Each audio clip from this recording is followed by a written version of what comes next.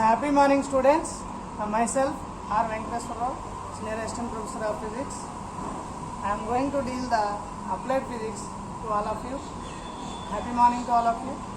Today, in this lecture 1, we are going to discuss what do you mean by physics, what are the fundamental concepts of physics, what is the basic importance of physics. We are going to learn in this particular lecture 1. Now, coming to the definition of physics, we are having a lot of definitions you might have studied in your previous classes. If I ask the question, what do you mean by physics, you might have replied, physics is the nothing but observation of practical aspects of the nature, or you might have studied the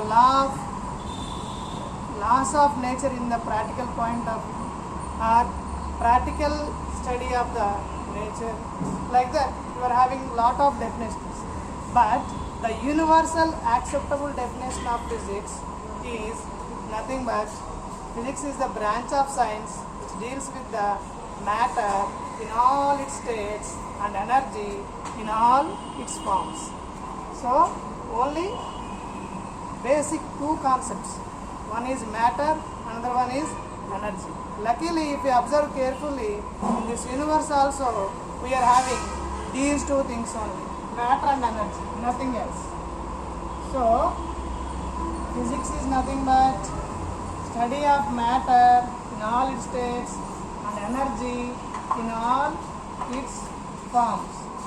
So, if we consider the matter, how many forms of, first of all, what do you mean by matter? If you look at the matter, any physical quantity that can be occupying some volume in the space, it has particular mass in weight, then such a quantity we call it as matter. So matter can be characterized by its mass and can be characterized by its volume. Then how many states of matters are there? If you observe carefully, we are having three familiar states of matters are there.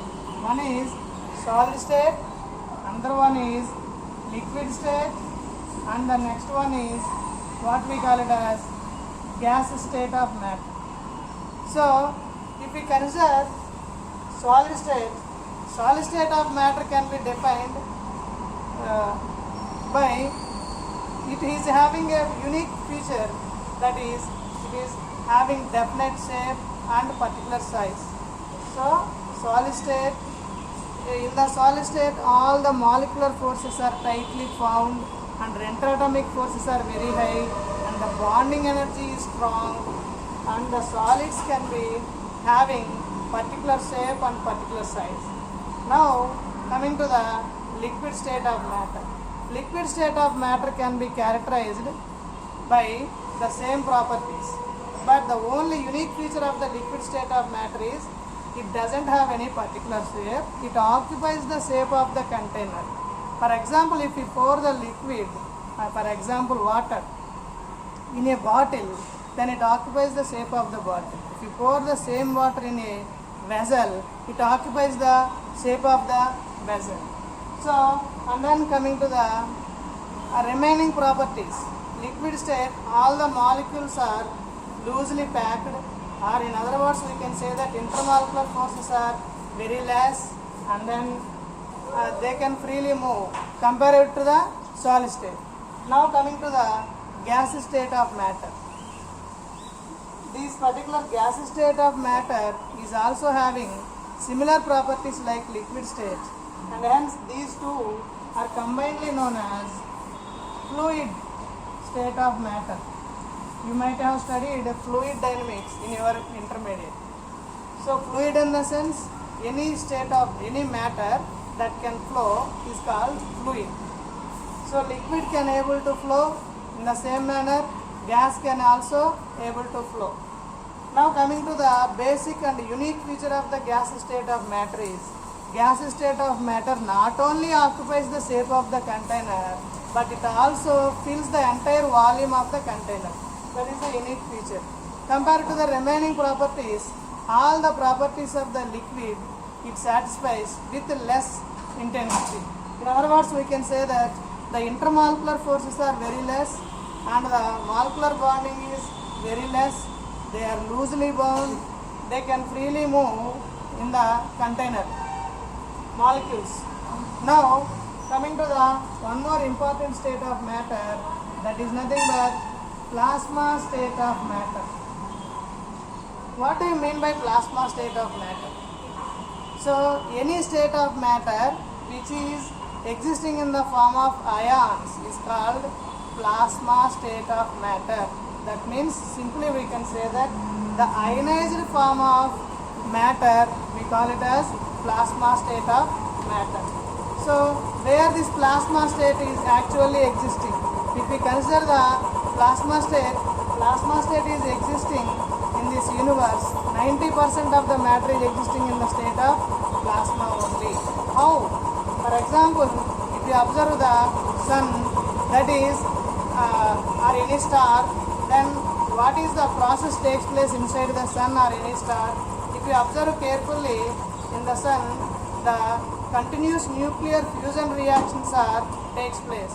Nuclear fusion reactions in the sense two light nuclei fuse together to form the stable nucleus. Then that is called nuclear fusion. As a result, we are having what we call it as lot of energy is released in the form of heat as well as light. For example, if we consider the sun itself, because of the continuous nuclear fusion reactions, we are continuously receiving the energy from the sun. So what happened, what is the actual process inside the sun? Nucleus are fused together or nuclei fused together. In the sense, nuclei or nucleus is nothing but ion states. Because if you observe the atom is having the nucleus and the electrons in equal amount, both the positive and negative charges. If you remove this electron by supplying some energy, H nu, then what happens? Then, as a result, the electron is liberated out, only left with the ion, that is nucleus, positive ion, and the electron itself is acts as a negative ion. So the nuclei or the nucleus is acts as a positive ion. So as a result, inside the sun or stars, what is actually happening? So positive ions are fused together to form the stableness. As a result, we are continuously receiving the heat energy as well as light energy. So this is how the plasma state of matter is existing in this universe. 90% of the matter is existing in the form of plasma only. But actually we are observing, coming to our Earth planet, we are having remaining 3 states of matters. Because this is regarding the what we call it as states of matter and its states. Now coming to the energy. You might have studied energy in your previous classes. Energy is nothing but the ability or the capacity to do work is called energy. So according to physics, if you want to move an obstacle, we need some energy. So now, how many forms of energies are there? We are having so many forms of energies. For example, mechanical energy. Mechanical energy is again subdivided into kinetic energy as well as potential energy. And then we are having light energy. And then we are having heat energy. And then we are having chemical energy. Again we are having sound energy. Again we are having nuclear energy. Again we are having, like that. If you go on speaking about the forms of energies, we are having so many forms of energies. Magnetic energy, electrical energy, sound energy, wind energy, solar energy, light energy. Like that we are having so many forms of energies are there. So if we observe these forms, we can able to convert one form of energy to the another form. But we can't create the energy, we can't destroy the energy. According to law of conservation of energy, energy neither be created nor be destroyed. But we can convert from one form of energy to the another form of energy.